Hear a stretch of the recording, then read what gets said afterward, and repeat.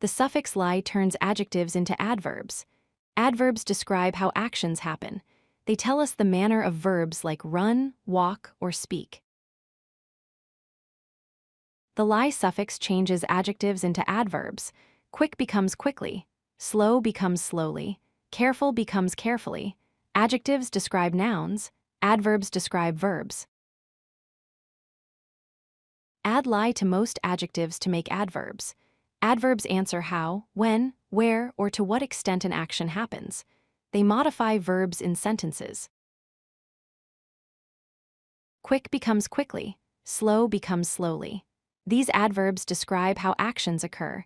They usually follow the verb they modify. Careful becomes carefully, happy becomes happily. Most adjectives just add lie at the end to become adverbs. Change y to I before adding lie. Happy becomes happily. Drop silent e before adding lie. Nice becomes nicely. True becomes truly. Some words follow different patterns. Public becomes publicly. Whole becomes wholly.